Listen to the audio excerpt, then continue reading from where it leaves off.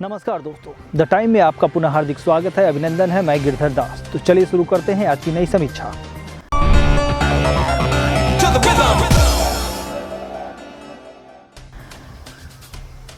साक्षरता कर्मियों का मानदेय और उनका नवीनीकरण अभी भी उसी पायदान पे पड़ा हुआ है जिस पायदान पे वो पहले था।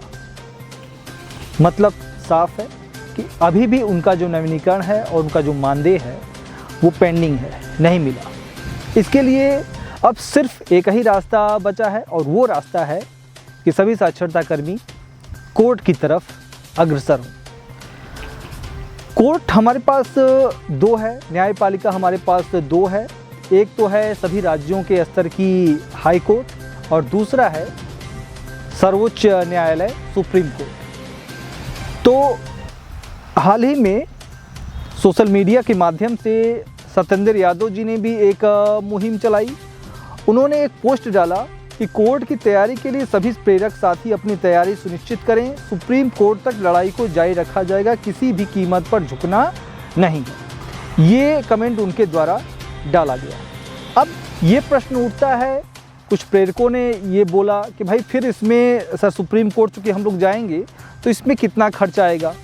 तो उनकी तरफ से ये कहा गया, उनकी तरफ से पहली बात तो ये कहा गया कि इसमें क्या क्या डॉक्यूमेंट्स आपके लगेंगे।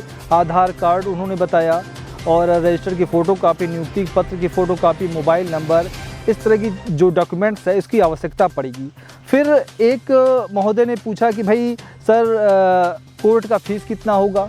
तो उनके द्वारा कहा गया कि देखिए, अगर पर्सनल याचिका हम हाई कोर्ट के लिए दायर करते हैं तो उसमें अभी देखिए हाई कोर्ट की बात हो रही है, न कि सुप्रीम कोर्ट की। उनके द्वारा कहा गया कि भाई एक प्रेरक के ऊपर लमसम न्यूनतम 1500 रुपये का खर्च आएगा। 1500 रुपये का खर्च आएगा, ठीक है। अब ये पर्सनल की बात है, मतलब हर प्रेरक का अलग अलग उन्होंने एक कॉस्ट बताया।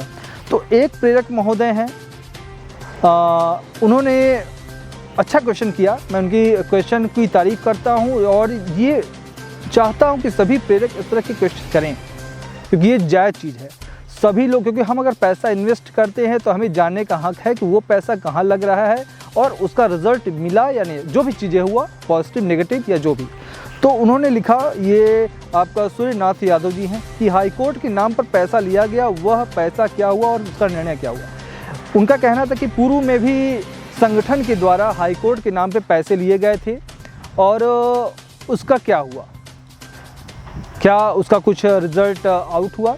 तो सत्येंद्र यादव जी ने इसका जो उनका जो उत्तर दिया, वो उत्तर बहुत ही हास्यास्पद उत्तर है। उत्तर उन्होंने क्या लिखा कि किस ज़िले से हैं भाई और कितना पैसा आपने दिया, उसकी रसीद दीजिए। तो आपको मैं बतला दूं कि रसीद, आप अगर पैसा जमा करते हैं, देते हैं, तो अगर आप पूछेंगे तो अगला पर्सन रसीद के लिए पूछेगा, ये उसका उत्तर हुआ? ये तो उत्तर हुआ नहीं भाई। कोई व्यक्ति अगर संगठन का है, वो ये जानने का उसका हक है, ठीक है, उसने पार्टिसिपेट किया हो या ना किया हो, लेकिन उसका जानने का पूरा अधिकार है कि अगर पूर्व में हाई कोर्ट साक्षरता कर्मी गए थे तो उसका रिजल्ट क्या हुआ।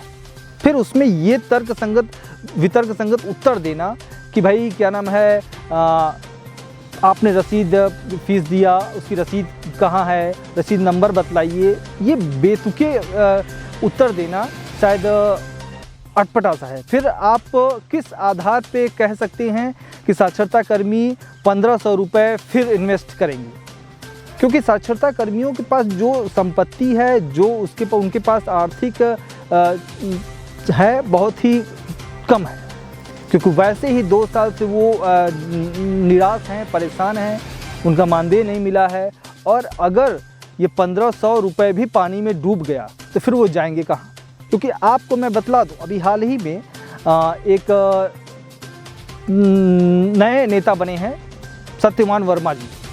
उनके द्वारा भी अनिश्चितकालीन धरना का एक प्रपोजल तैयार किया गया था कि 10 दिसंबर से आपका लखनऊ के निदेशक कार्यालय के बाहर अनिश्चितकालीन धरना दिया जाएगा।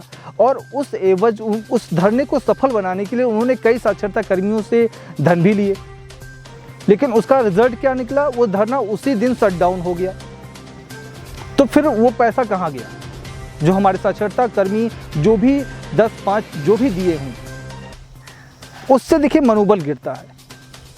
फिर अगर वो पूछें कि भाई आपने धरना स्थगित भी कर दिया, कुछ रिज़ल्ट मिला भी नहीं, हमारा मानदेय भी नहीं मिला, और अब अगर उस पैसे की हिसाब किताब वो मांगते हैं और इस एवज में अगर वो बोलें कि आपने पैसा दिया था, उसकी रसीद दिखाइए, तो रसीद क्या है आपके पास बताइए।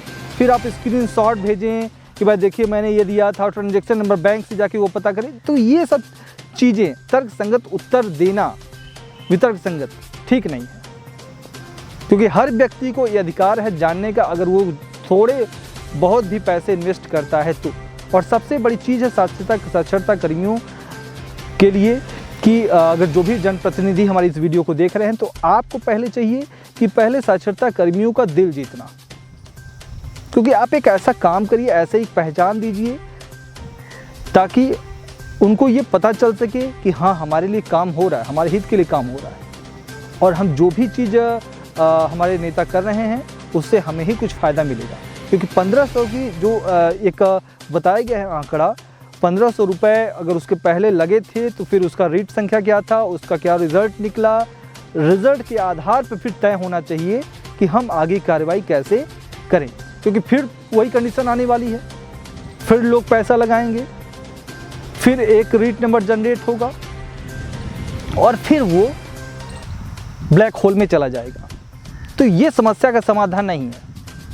तो हमारे जितने भी साक्षरता कर्मी हमारी वीडियो को देख रहे हैं, तो मैं आप लोग को एक बात बतला दूं, देखिए सॉल्यूशन सिर्फ एक ही, हाई कोर्ट। अब उसके लिए आप लोग से मैंने एक रिक्वेस्ट किया था कि मैं इसके लिए ग्रुप बना रहा हूँ व्हाट्सएप पे, आप लोग उससे जुड़ें और ज़्यादा से ज़्यादा अपना मत दें, और जितने भी वकील आपके आसपास हैं उनसे संपर्क करें, पूछें कितना खर्च आएगा, क्या आएगा, और सॉलिड वकील हो ताकि हमारे केस को वो मुकाम तक ले जाए, तभी हमें विजय हासिल हो सकती है।